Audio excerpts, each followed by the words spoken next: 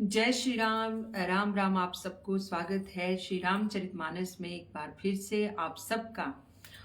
और ये आप सब जानते ही हैं कि आजकल हम सुंदरकांड का पठन पाठन कर रहे हैं और सुंदरकांड में हम पहुंचे हैं उस जगह जहां विभीषण रावण के दरबार में नीति परक संदेश देते हैं, नीति परक ज्ञान देते हैं कि वे जानकी जी को श्री रामचंद्र जी के सम्मुख उनके पास छोड़ आएं और उनके शरण में चले जाएं, क्योंकि विभीषण जी कहते हैं मुझे ऐसा पूर्ण विश्वास है कि जो अपने अपराध मानकर श्री रामचंद्र जी के चरणों में जाते हैं, उनसे क्षमा याचना करते हैं, तो श्री रामचंद्र जी उनके सभी अपराधों को क्षमा कर देते हैं और उन्हें मोक्ष मिलता है। साथ में विभीषण ये भी समझाते हैं रावण को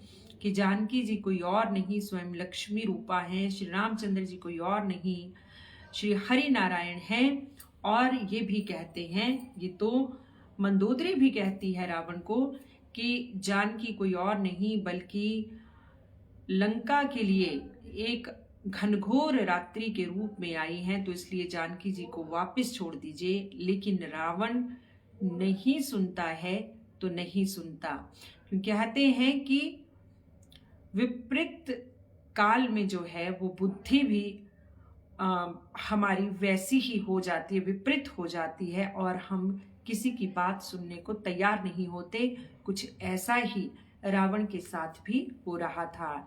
नरेंद्र नेगी जी, जयदेव गौर जी, संजना जी, जय श्री राम। आप सबको राम राम जी। नवरात्रि की आप सबको बहुत बहुत बधाई। आज दूसरा नवरात्रा है, दूसरे नवरात्रि की बहुत बहुत बधाई। नव वर्ष चैत्र मास शुक्ल पक्ष विक्रम संवत 2082 की भी बहुत बधाई, जो पिछले कल से शुरू हो चुका है।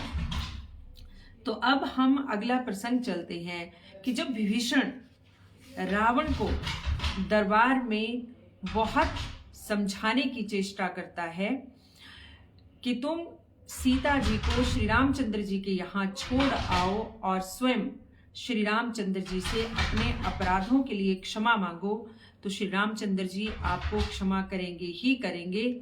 लेकिन उसके प्रत्युत्तर में एक और जहां मंदोदरी ने रावण को समझाया कि जानकी जी एक घनघोर निशा की तरह लंका में आई हैं, उनको आप वहां छोड़ दीजिए, तो उसे भी रावण एक स्त्री मन का कहते कि स्त्री मन की कमजोरी, जिसे कि अपने पति के भुजा बल पे विश्वास नहीं, वो कहकर उसे वहां से रावण चला आता है। और जब छोटा भाई विभीषण बड़े भाई को नीति की बात कहता है, धर्म की बात कहता है, ज्ञान की बात कहता है, राजनीति की बात करता है, प्रजा को बचाने की बात करता है, तो भी रावण विभीषण की बात सुनने को तैयार नहीं होते, क्योंकि अहंकार जो है वो रावण के सिर पे इतना चढ़कर बोल रहा था। कहते हैं कि चिंटी की जब मौत आती है तो उसके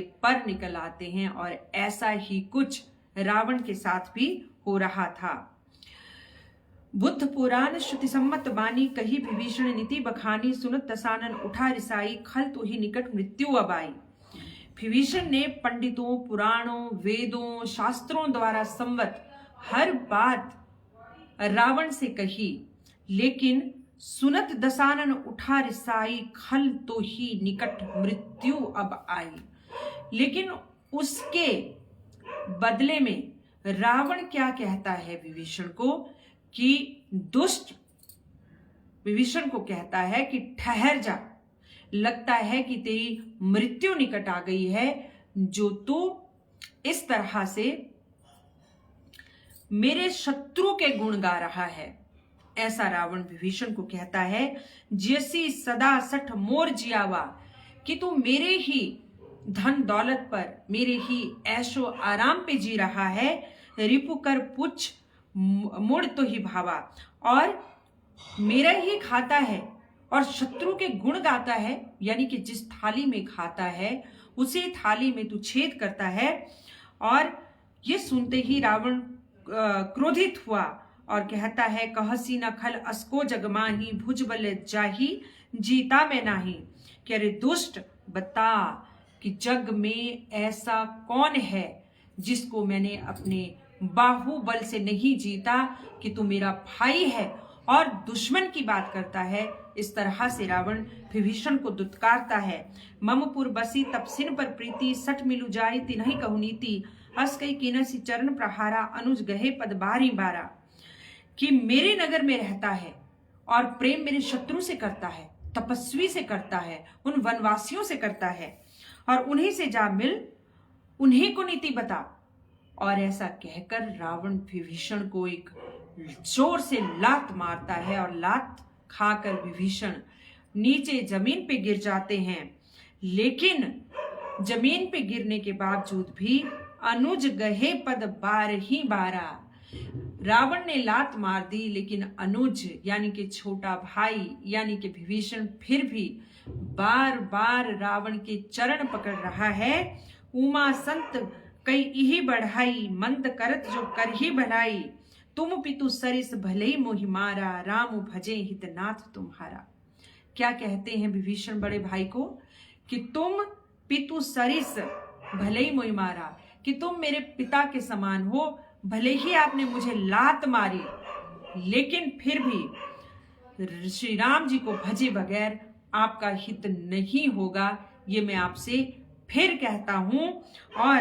और ये कहते हैं कि ये संत की यही बड़ाई है। तुलसीदास जी विभीषण को संत कह रहे हैं कि संत की यही महानता है कि वो लात खाए, वो गाली खाए, वो कुछ भी खाए, अपमान सहे, लेकिन फिर भी वो सुपथ की ओर ही उसी ओर इशारा करता है, भटके हुए प्राणी को, भटके हुए जीव को। सचिव संग ले नव पथ गयु, सभी सुनाई कहत अस भयु। अब विभीषण ने देखा कि रावण के पास रहने का कोई अब लाभ नहीं। रावण विभीषण को अपना शत्रु समझ रहा है, विभीषण को लात मार रहा है और स्वयं कहता है कि जा उसी के पास जा, जिस मेरे शत्रु के तो जो गुण गान गा रहा है उसी के पास जा, उसी को नीति दे, उसी को ज्ञान दे। तो हम आज तक कहते हैं कि घर का भेदी लंका ढाए, ये सभी कहते हैं घर का भेदी लंका ढाए। लेकिन जब विभीषण ने रावण को बहुत समझाया, बहुत नीति परक बातें की, मुनि पुलस्य का भी उन्होंने उनके साथ उदाहरण दिया कि उनके शिष्य से भी मैंने ये बात सुनी, और ये भी कहा कि श्री रामचंद्र जी स्वयं श्री हरि नारायण हैं, जानकी जी लक्ष्मी हैं, लेकिन रावण है कि सुनता ही नहीं। बड़ा भाई है, गलत राह चला है, लेकिन छोटा भाई उसके बाद भी नीति ज्ञान दे रहा है, और उस पे रावण विभीषण को लात मारता है और कहता है कि जा उसी के पास जिसकी तू बड़ाई कर रहा है, उसी को नीति दे, उसी को ज्ञान दे, नहीं तो मैं तुझे मृत्यु दंड दूंगा, मैं तुझे मार डालूंगा। अब एक किस्म से अगर बड़ा भाई छोटे भाई को ये कह रहा है तो हुई तो आज्ञा ही, हुई तो बड़े भाई की आज्ञा ही। और जबकि विभीषण तो रावण को कह रहा था कि तुम पितु सरिस भलई मोहि मारा, कि तुम तो मेरे पिता के समान हो। तो इस तरह से वो तो एक पितृ आज्ञा थी, विभीषण चले गए। अब जब कोई सुन नहीं रहा, वो संत हैं तो संत के शरण में चले गए।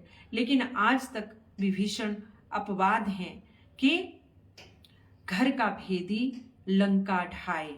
भाई लंका तो पहले ही ढह चुकी थी, लंका तो हनुमान जी पहले ही जला चुके थे, विभीषण तो बाद में आए।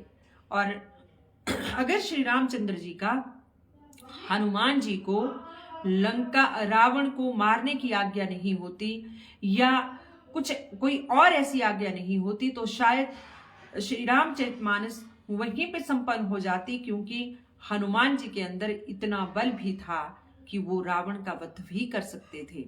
लेकिन क्योंकि इसका श्रेय श्री रामचंद्र जी को ही देना था, तो हनुमान जी रावण को उसके समक्ष एक दूत की ही भांति मिले।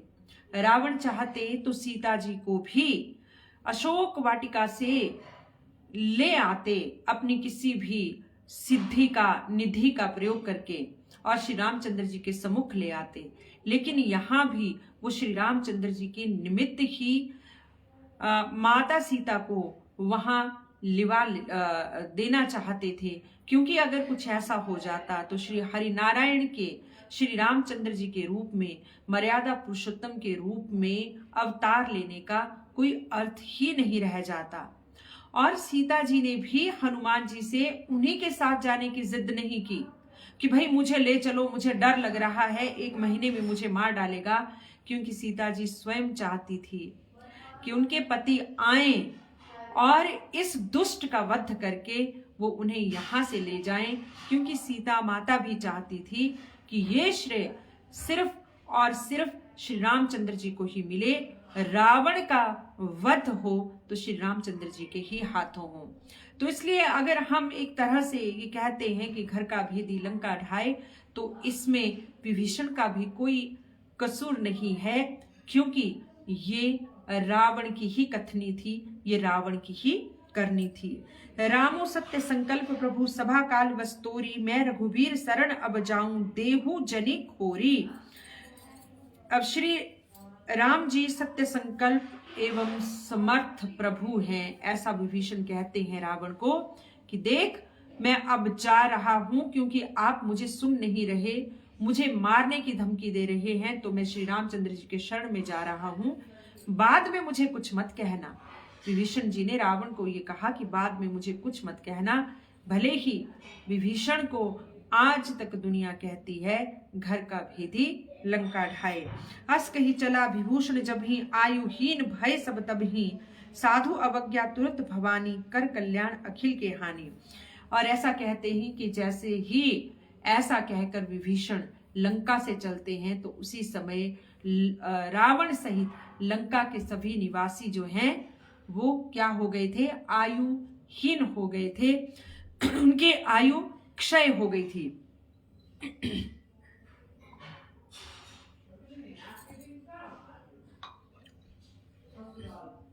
और कहते हैं कि साधु का किसी क्षेत्र से चले जाना तुरंत ही उस क्षेत्र में कुछ कोई ना कोई हानि करता है। तो विभीषण साधु थे, सज्जन थे, धर्मात्मा थे, अब वो चले गए, लात खा के जा रहे हैं, गालियां सुन के जा रहे हैं, तो वहां पीछे जो छूट गए वहां हानि तो होनी ही थी। रावण जब ही विभीषण त्यागा, भयो विभव बिनु तभी अभागा। और कहते हैं कि रावण ने जिस ही क्षण विभीषण को त्यागा था, कहते हैं तुलसीदास जी, रावण उसी समय भाग्यहीन हो चुका था। चलियो हर्षि रघुनायक पाही, करत मनोरथ बहुमन माही। अब विभीषण जी अब रावण को अपने मन से निकाल देते हैं और बड़ी प्रसन्नता से अब श्री रामचंद्र जी की ओर चल पड़ते हैं। विभीषण तो मायावी थे, उनके लिए समुद्र लांघना कोई बड़ी बात नहीं थी। चलते हैं और क्या सोचते हैं चलते चलते, देखियो चाई चरण जल जाता, अरुण मृदुल सेवक सुखदाता, जे पद परसी तरी ऋषि नारी, दंडक कानन पावनकारी। कि वो सोचते हैं कि मैं जाकर भगवान जी के उन सुंदर कोमल चरणों के दर्शन करूंगा कि जो सेवकों को सुख देने वाले हैं, जिन चरणों का स्पर्श पाके अहिल्या तर गई, और यहां तक कि जिन चरणों का स्पर्श पाके दंडक वन एक तीर्थ बन गया। जे पद जनक सुता और लाए, कपट कुरंग संग धर आए। कि जिन चरणों को जानकी जी ने अपने हृदय में धारण कर रखा है, मैं जाऊंगा, उन चरणों के दर्शन मुझे मिलेंगे, विभीषण ये कहते हैं। और जो कपट मृग के साथ जब स्वर्ण मृग मारीच बना था और उसके पीछे पीछे श्री रामचंद्र जी भागे थे, कि मैं उन चरणों को देखूंगा, हर उर सर सरोज पद जेई, और उन चरण कमलों को देखूंगा जो साक्षात शिव जी के हृदय में बसते हैं। अहो भाग्य में देखूं तही, अहो भाग्य मेरे जो मुझे उन चरण कमलों का दर्शन होगा। ऐसे विभीषण जी मन में विचार करते हुए लंका से श्री रामचंद्र जी की ओर चल पड़ते हैं। जे पद जनक सुता और लाए, कपट कुरंग संग धर आए, जिन्ह पायहन के पादुकन ही, भरतु रहे मन लाही, ते पद आजू बिलो कहूं इन्ह नहीं अब जाई। विभीषण कहते हैं कि आहा, जिन चरण कमलों में भरत ने अपना ध्यान लगा रखा है, जिन चरण कमलों की पादुकाओं मात्र को भरत ने राज सिंहासन पे बिठा रखा है, जिन पादुकाओं पे श्री रामचंद्र जी के चिन्ह हैं, वही अयोध्या में अटल राज्य कर रहे हैं। आज मैं उन चरण पादुकाओं को देखूंगा, मेरा बहुत बड़ा भाग्य है। यही विधि करत सप्रेम विचारा, आयु सपदि सिंधु यही पारा। कपिन विभीषण आवत देखा, जाना कोई रिपुदूत विशेषा। अब ये विचार करके विभीषण समुद्र लांघ कर श्री रामचंद्र जी की ओर आ रहे थे, और वहां जो श्री रामचंद्र जी की वानर सेना थी, जो सुग्रीव की वानर सेना थी, वो देखते हैं कि रावण का कोई दूत हमारी ओर आ रहा है, और ये सुनकर, ये देखकर वो सचेत हो जाते हैं। ताहि राखी कपीस पही आए, समाचार तब ताहि सुनाए, कह सुग्रीव सुनु रघुराई, आवा मिलन दसानन भाई। जब वानरों में जो कोई दूत थे वो देखते हैं कि विभीषण आ रहा है, उन्हें मालूम था कि ये रावण का भाई है, तो वो जल्दी से श्री रामचंद्र जी के पास जाते हैं, उसे सूचना देते हैं श्री रामचंद्र जी को कि हे श्री रघुनाथ जी, कि रावण ने अपने छोटे भाई को यहाँ भेजा है, शायद किसी उन्हें दूत बनाकर भेजा है, शायद वो हमारी रणनीति जानना चाहता है। और आगे कहते हैं, कह प्रभु सखा बुझे ही कहा, कई कपीस सुनु नर नाहा, जानी न जाई निशाचर माया, काम रूप के ही कारण आया। और प्रभु श्री राम जी ने कहा कि हे मित्र, सुग्रीव से पूछते हैं कि तुम क्या समझते हो, कि क्या सोचते हो कि क्यों आया होगा विभीषण। और सुनिए, सुग्रीव कहते हैं कि सुनिए, राक्षसों की माया जानी नहीं जाती, ये पल पल अपना रूप बदलते हैं, उड़ सकते हैं, छुप सकते हैं, पाताल में पहुंच सकते हैं, स्वर्ग में पहुंच सकते हैं, कोई भी रूप धारण कर सकते हैं, इनकी माया समझ में नहीं आ सकती। भेद हमार लेन सठावा, राखी बांधी मोही असभाया। कि फिर सुग्रीव कहता है कि मुझे तो श्री रामचंद्र जी यही लगता है कि यह हमारी सेना का भेद लेने आया है, और इसलिए मुझे तो यही मेरी समझ में यही आता है कि इसको पकड़ लेते हैं, इसको बांध देते हैं। ऐसा सुग्रीव जी श्री रामचंद्र जी को इस तरह की मंत्रणा करते हैं उनके साथ। ममपन सखा नीति तुम निकी विचारी, ममपन शरणागत भयहारी, सुनी प्रभु वचन हर्ष हनुमाना, शरणागत बच्छल भगवाना।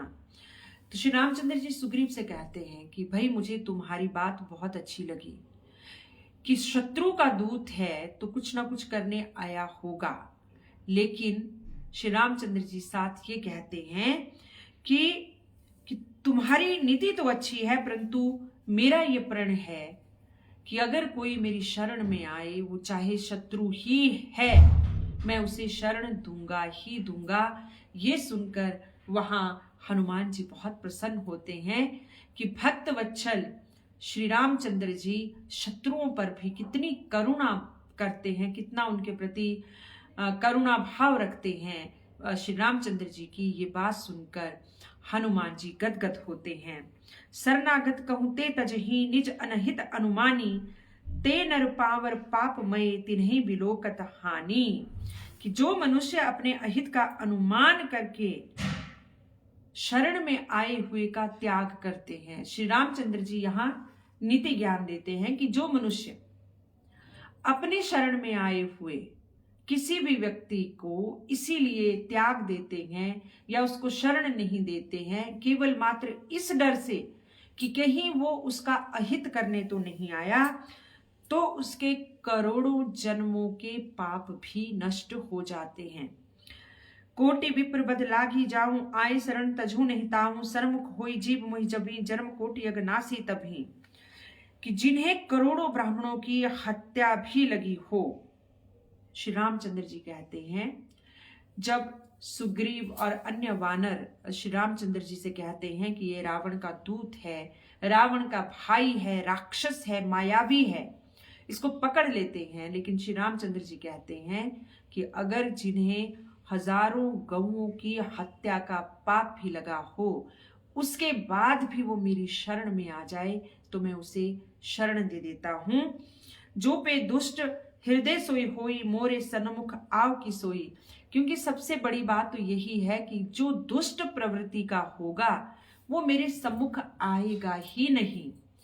तो ये जो आया है, चाहे रावण का भाई है, चाहे दूत है, चाहे राक्षस है या मायावी है, ये इसका मन जो है बिल्कुल भी नकारात्मक नहीं होगा।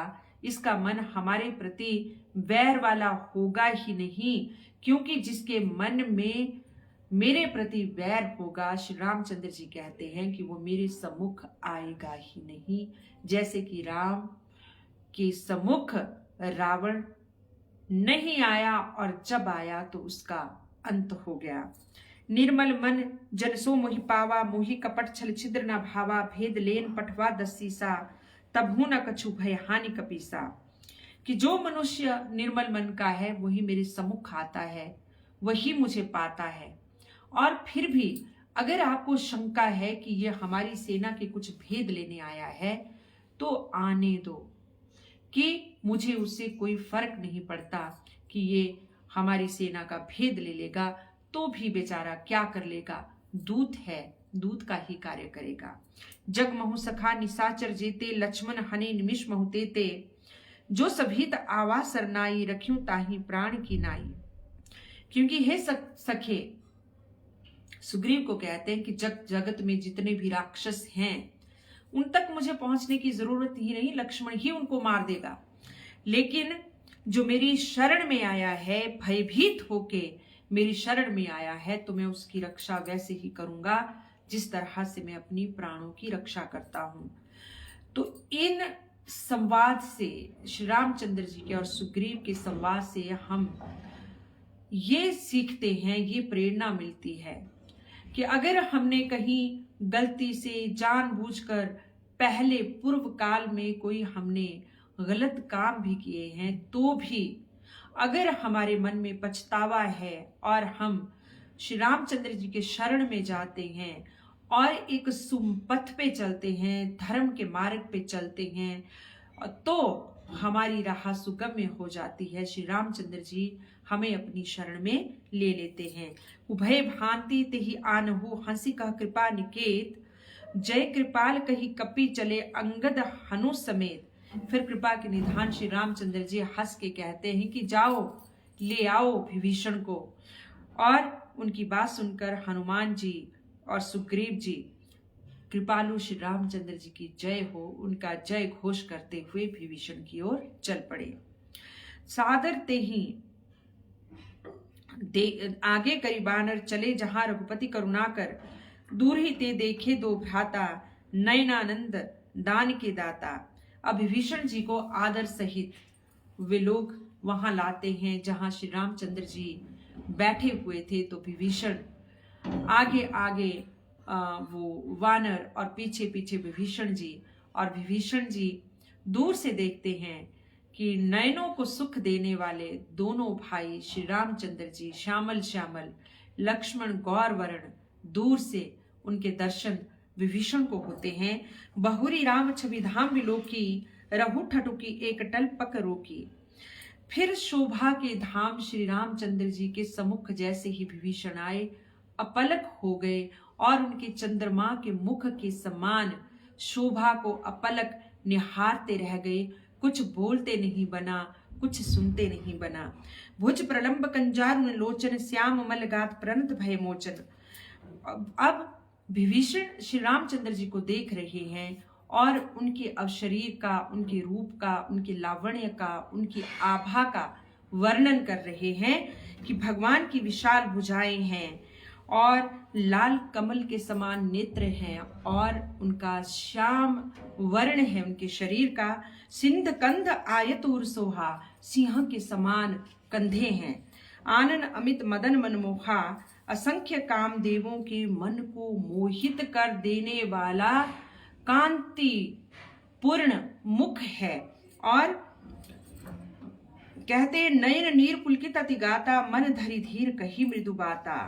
और उनका शरीर अत्यंत पुलकित हो गया विभीषण का श्री रामचंद्र जी को देखकर। और वो बड़ी कोमल वाणी में अब श्री रामचंद्र जी से ये वचन कहते हैं, नाथ दसानन कर में भ्राता, निशिचर वंश जन्म सुरत्राता, सहज पाप प्रिय तामस देहा, जथा उलकहि तम पर नेहा। विभीषण जी किस तरह से अपना परिचय देते हैं श्री रामचंद्र जी को कि हे नाथ, मैं दसानन का भाई हूं, छोटा भाई हूं, और हे देवताओं के रक्षक, मेरा जन्म राक्षस कुल में हुआ है। मैं मन से तन से तामसी वृत्ति का हूं, और स्वभाव से ही जो तामसी वृत्ति है वो मेरा स्वभाव है। और उसी तरह से जैसे उल्लू को अंधकार पे स्नेह, सहज स्वाभाविक स्नेह होता है, उसी तरह से राक्षस कुल में होने पर मैं तामसी वृत्ति का हूँ। श्रवण सुजसु सुनी आयुहूं, प्रभु भंजन भव भीर, त्राही त्राही आरती हरण, शरण सुखद रघुवीर। कि मैं कानों से आपका सुयश सुन के आया हूँ, और कि मैंने ये सुना है कि आपकी शरण में जो आता है वो इस भव सागर से पार हो जाता है। विभीषण श्री रामचंद्र जी से कह रहे हैं, हे दुखियों के दुख दूर करने वाले, हे पापियों को भी शरण करने वाले, मेरे दुख दूर कीजिए, मेरी रक्षा कीजिए, रक्षा कीजिए। अब केवल विभीषण ही अपने बड़े भाई से बच के वहां पर अपने बड़े भाई से रक्षित होने के लिए श्री रामचंद्र जी के पास नहीं पहुंचे। इससे पहले सुग्रीव भी अपने बड़े भाई बाली से अपनी रक्षा करने के लिए उन्होंने श्री रामचंद्र जी का आसरा लिया था। तो ठीक उसी तरह अब विभीषण श्री रामचंद्र जी से कहते हैं, रक्षा कीजिए, रक्षा कीजिए। अस कही करत दंडवत देखा, तुरंत उठे प्रभु हर्ष विशेषा, दीन वचन सुनि प्रभु मन भावा, भुज विशाल गई हृदय लगावा।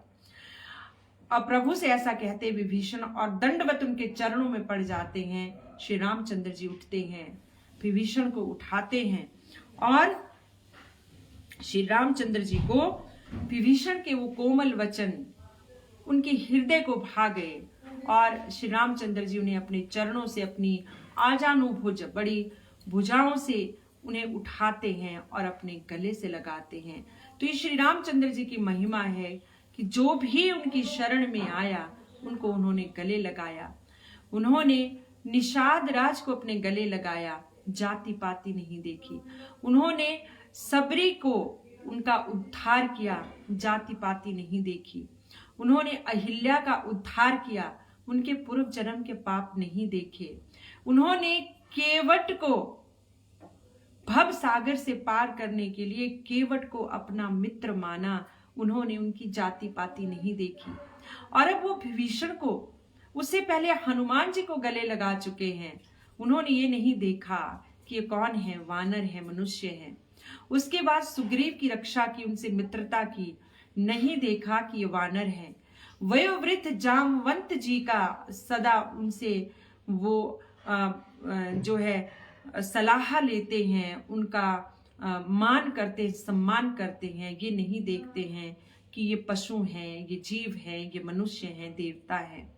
उसी तरह से वो विभीषण को गले लगाते हैं। उन्होंने ये नहीं देखा कि ये राक्षस कुल का है और उस पर उनके शत्रु का छोटा भाई है, पर वो उनकी शरण में आए तो उन्हें अपने गले लगा लेते हैं, हृदय में लगा लेते हैं। तो इस प्रसंग से हम ये भी सीखते हैं कि अपनी शत्रुताओं को बहुत नहीं बढ़ाना होता है।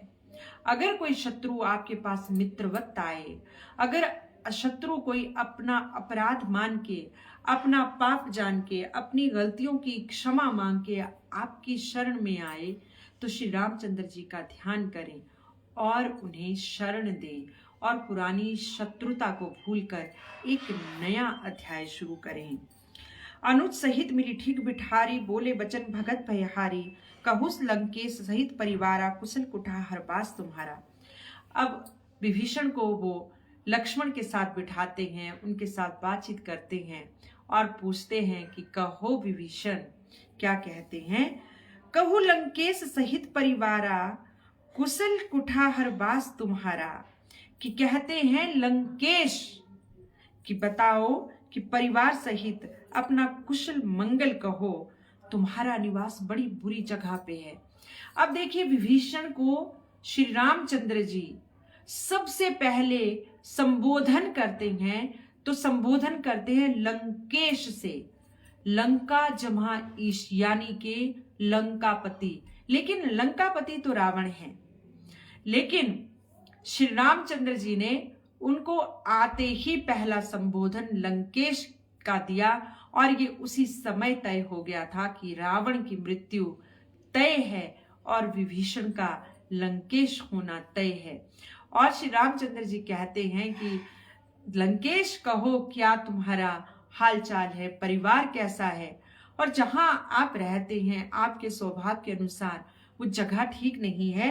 खल मंडली बसो दिन राती, ऐसी जगह में बसे हो जहां खल मंडली, दुष्टों की मंडली दिन रात बसी है, जो ऋषियों को, मुनियों को, ब्राह्मणों को, गौओं को, उनको जो है उनका भक्षण करते हैं, उन्हें परेशान करते हैं, उन्हें कष्ट देते हैं, जीव जंतुओं को खाते हैं, पर स्त्रियों का हरण करते हैं। उससे ज्यादा खल मंडली और कहाँ होगी। सखा धर्म निभही की ही भांति, तो कहते हैं कि जिस खल मंडली में आप दिन और रात रहते हैं, उस खंड मंडली के साथ आप ये धर्म पूर्वक जो आपका आचार है, व्यवहार है, उसे निभाते कैसे हैं। मैं जानू तुम्हारी सब रीति, अति नय निपुण न भाव निपीति।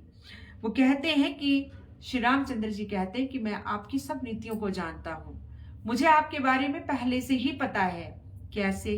क्योंकि हनुमान जी ने जब लंका से आए तो विभीषण का भी जिक्र किया था कि वहां पे लंका जो नरेश है, रावण है, उसका छोटा भाई है, वो आपका भक्त है, आपकी प्रीति में डूबा रहता है, राक्षस कुल में है, और विभीषण के घर में राम राम लिया जा रहा है, और साथ ही जिसके आंगन में तुलसी है, वृंदा है, तो वो किसी भक्त का, किसी धर्म पुरुष का ही वो गृह हो सकता है, किसी नीतिवान का गृह हो सकता है। तब लगी कुशल न जीव कहूं। अब कहते हैं भरु भल बास नरक करताता, दुष्ट संग जन के ही विधाता। अब पद देखी कुशल रघुराया, जो तुम किन्हीं जानी जंदाया।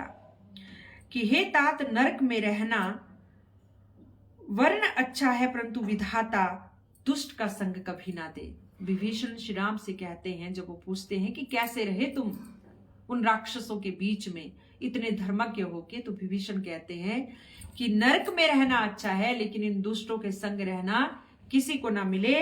और कहते हैं रघुनाथ जी कि अब आपके चरणों का मैंने दर्शन कर लिया, अब मैं कुशल से हूं, अब मैं मंगल से हूं, अब मेरा मंगल ही मंगल होगा। और आपने मुझे अपना सेवक जानकर, मुझे राक्षस कुल का जानते हुए भी, मुझे उस रावण का भाई जानते हुए भी, जिसने आपकी भार्या का हरण किया, अधर्म का कार्य किया, उसके बाद भी आपने मुझ पे विश्वास किया, मुझ पे दया की, मुझे शरण दी, तो मैं अब कुशल से भी कुशल हूं, सदा मेरा मंगल होगा, सदा मुझे कुशलता ही रहेगी।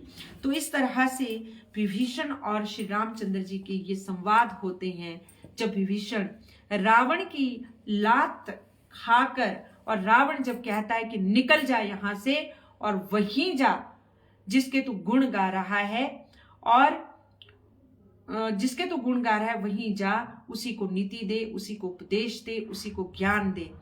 लेकिन रावण ये भूल गया था कि श्री रामचंद्र जी ने बाली का वध किया था। तो बाली ने जब पूछा था श्री रामचंद्र जी को कि हे रघुनाथ, कि माना कि सुग्रीव छोटा भाई मेरा आपका मित्र है, लेकिन मैं आपका शत्रु कब से हो गया, मेरी आपसे क्या शत्रुता थी जो आपने छिपकर मुझे अधर्म से मारा। तो श्री रामचंद्र जी बाली को कहते हैं कि जो अपनी बहन, अपने भाई की पत्नी, अपने बड़े भाई की पत्नी यानी कि भाभी, या किसी अन्य की पत्नी, गुरु की पत्नी, उसका सम्मान नहीं करता, उसका हरण करता है, तो शास्त्रों में उसको मृत्यु दंड देना धर्म का कार्य दिया गया है, उसे अधर्म नहीं कहते। तो जिस बाली ने सुग्रीव की पत्नी का हरण किया, श्री रामचंद्र जी ने उसको दंड दिया, मृत्यु दंड दिया, तो यहां तो स्वयं रावण ने श्री रामचंद्र जी की भार्या का हरण किया था, तो उसका मृत्यु दंड तो उसी समय निश्चित हो गया था जब वो सीता को हर के ले गया था। तो इस प्रसंग से हमें ये सीखने को मिलता है कि हम जो भी हैं, हमें पर नारी का सम्मान करना चाहिए और किसी अन्य नारी के प्रति कुदृष्टि का भाव नहीं रखना चाहिए। जो भले ही हमारी बहन तो हमारी बहन है, हमारे मित्र की बहन, हमारे भाई की पत्नी, बड़े भाई की पत्नी, या अपने चाचा ताऊ, उनकी बहुएं, उनकी बेटियां, मामाओं की बेटियां, या फिर इस समाज में जितनी भी स्त्रियां हैं उन सब का सम्मान करना चाहिए। नहीं तो जैसे सहस्त्रों वर्ष तक जिस तरह से आज भी रावण जल रहा है, उसी तरह से उसको जन्मों जन्मों तक वो पाप कष्ट भोगना पड़ता है। तो इसी के साथ नवरात्रि और नववर्ष की एक बार आप सबको फिर से बहुत बहुत शुभकामनाएं। अपनी वाणी को यहीं विश्राम देती हूँ। कल रात्रि 8:30 पर आपसे फिर भेंट होगी। जय श्री राम, शुभ रात्रि, जय माता दी।